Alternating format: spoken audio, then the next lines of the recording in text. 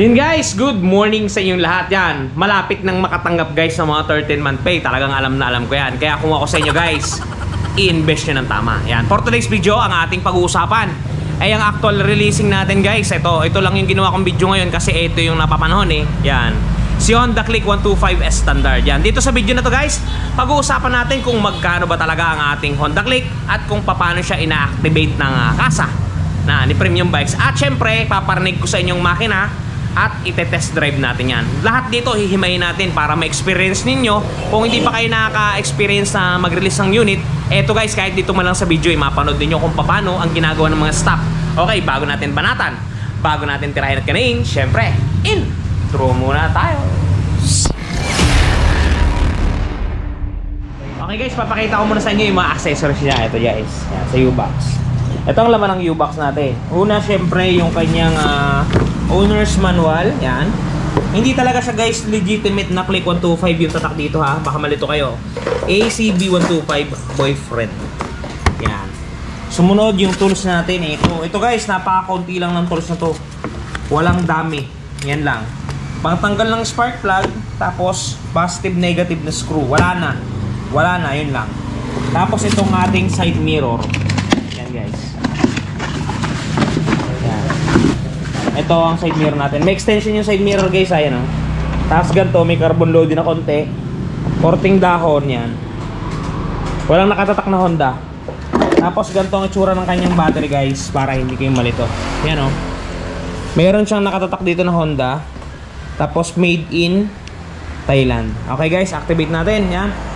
Papa-activate natin ngayon to kay Jobs. Yan. Yan guys, kung makapansin nyo, sinusukit na ang takip para lumabasan. Yan guys, oh. Sa pagsungkit niyan, kailangan niyo talagang sikwatin. Hindi niyo kayang bunutin yan ng lakas niyo lang. Kailangan niyan sikwatin guys. Normal yan na nangyayari. Yan. Yan. Pag lumagitik, okay na yan. Yan guys, doon sa nagsasabing papasukin ng tubig pag nilusong sa baha, hindi totoo yan ha. Kasi meron tayong parang tabo. Ang butas na to dito lang sa ilalim, wala dun sa ibabaw. So hindi makakapasok talaga yung tubig. Para doon sa mga nagsasabi, hindi makakapasok yung tubig. May extra fuse din yan guys ha. Yan o, 3 piraso. Kita ba? Tapos ganito itsura dito sa loob. Andito yung fuse center natin, yung lagay ng mga fuse. Tapos mayroon yung positive at negative. At saka ito yung basahan ng check engine. Sa para pag-scan. Yan, lagay mo na body ang ating baterya. So guys ha, yung kaninang battery, baka sabihin nyo pinalitan eh. Yan, Honda made in Thailand.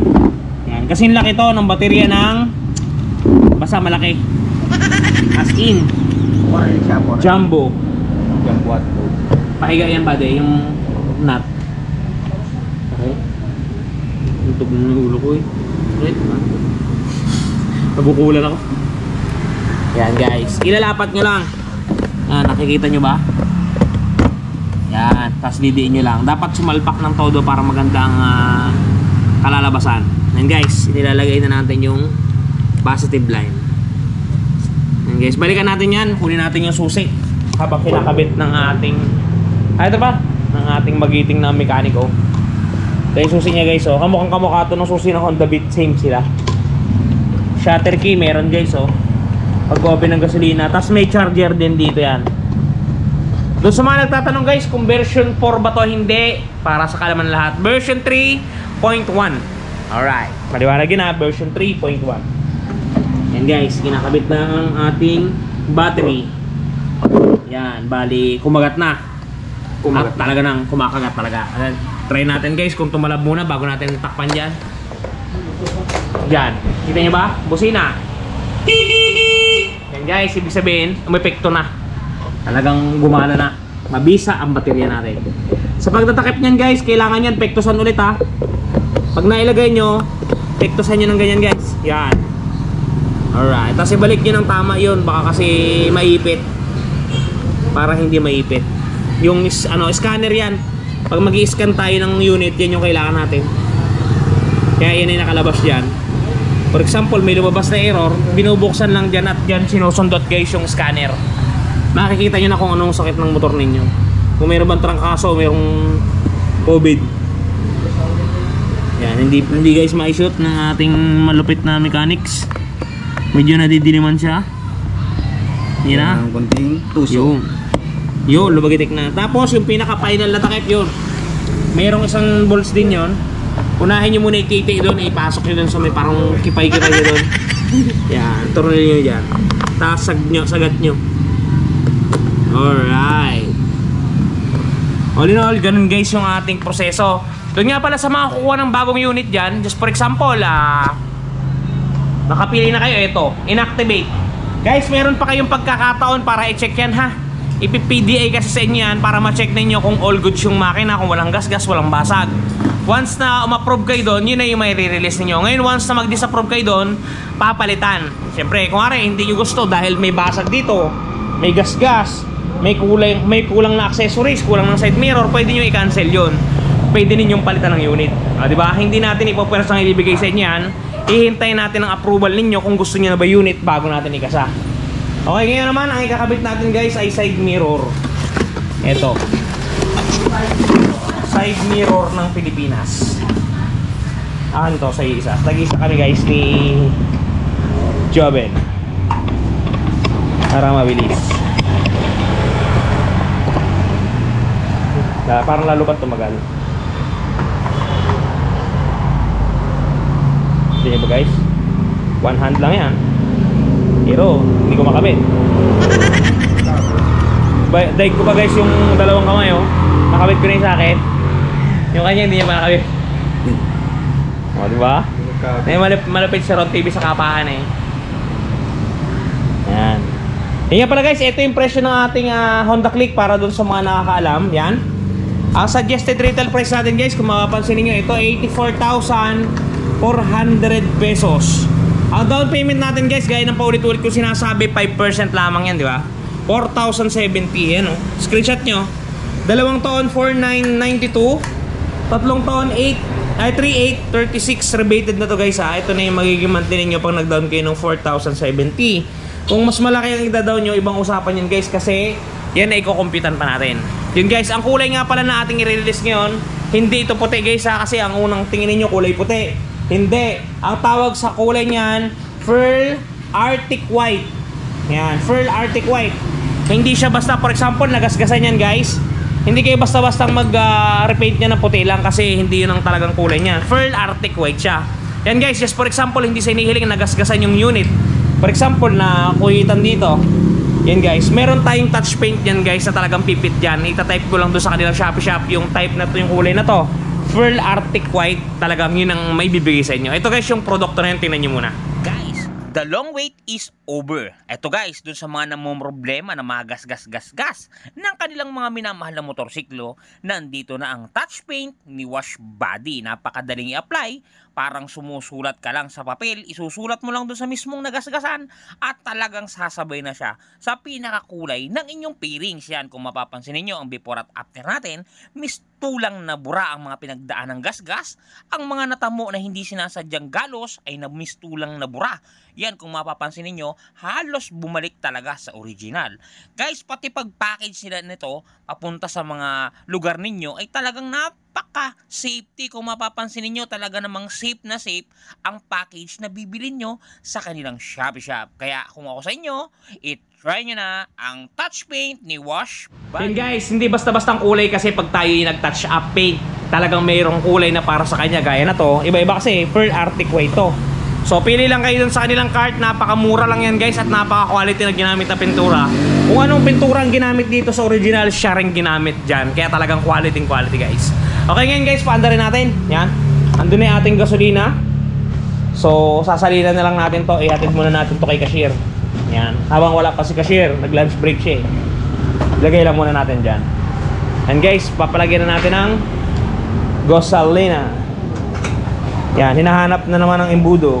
Ayun, nakita ng imbudo guys. And job, salitan mo na. Kulay pala guys yung sinasali natin gasolina ha, kasi walang nabibili dito na kulay green. Meron pero napakalayo. Yan guys, kulay pula yan. Sali na natin. 1 liter yan guys. Yung gasolina natin. Talaga namang goods sa goods. Yan. Once na ating maisalin yan, siyempre tatakpan na natin. At ipa-i-start na natin para marinig ninyo ang galawan guys. Yun, medyo matigas, ayaw lumaka. Yun. Okay guys, start natin. Ito na jobs. Yun guys.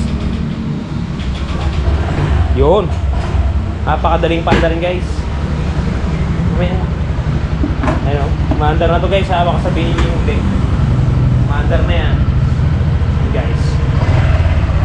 Liquid cool to guys ha. Dito nyo mamomonitor kung mababa na ba yung ating coolant. Yan, may silipan dyan. Meron dyang nakasulat, hindi kasi makita sa video eh. Meron dyang dalawang guhit. Yung isang guhit ay high, yung isang guhit ay low. Ngayon pagka yung coolant niya bumaba na dito sa low, kinakailangan magdagdag guys. Ang pagdadagdag niyan, tatanggalin nyo lang itong tornilyo na to. Isa lang yan. Yan o. Mahuhubad na yan paakyat. Tapos buksan nyo salinan o bantuan lang ninyo. Yan para ma-maintain ninyo yung magandang galawan natin. Kasi ito guys ay liquid cool. Yan. And guys, maandar na tayo. Goods to goods. Yung client na to guys ay papunta na. Gumagana na. Goods to goods guys. Ayan, kung mapapansin ninyo dito, gumagana na yung ating speedometer. Yung ating kasing sensor ng speedometer guys ay nandun sa likurang bahagi ng gulong. Dito banda yan. Tanggalin ninyo to. Meron diyang speed sensor guys, tatanggalin lang, nakatusok lang yan. Diyan nakalagay. Kaya kahit i-atras nyo ang Honda Click, hindi masisira ang speedometer niyan. Talaga namang buhay na buhay yan. Yan guys, napakalupit oh. Meron tayo ditong RPM. Ito yung gasoline indicator, speed indicator, may orasan. Meron tayong total trip, pwede nyo ilipat yan. Trip A, trip B, trip average, voltahe, meron din voltahe. Tapos yan, bumalik na, yun. All in all goods to guys. Susiin natin, isa lang ha.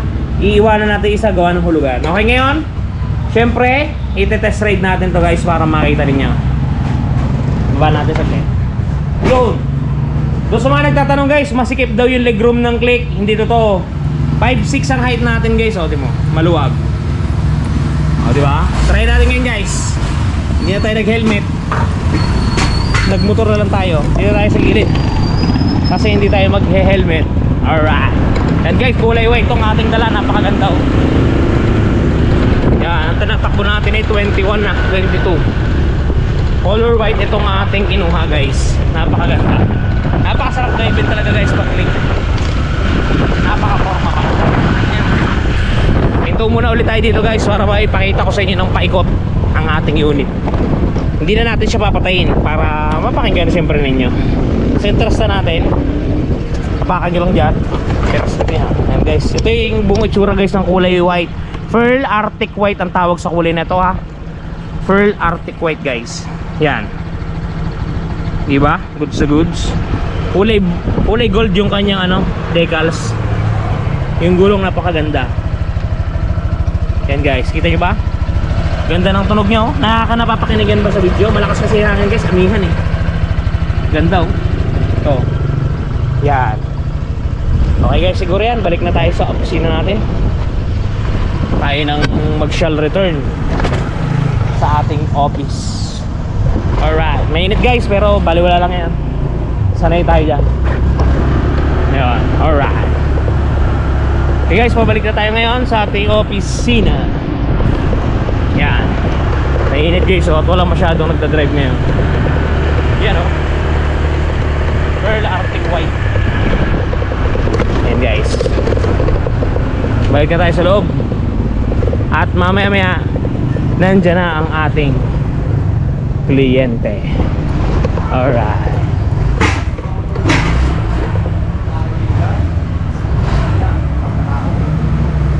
Yan.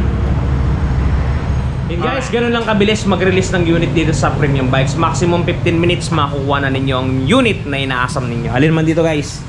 Yan o, napakarami nating units. Pili na kayo. Okay guys, hanggang dito lang muna ang video natin. Ingat kayo palagi at palagi kayong magpapakasaya. TV. Shoo!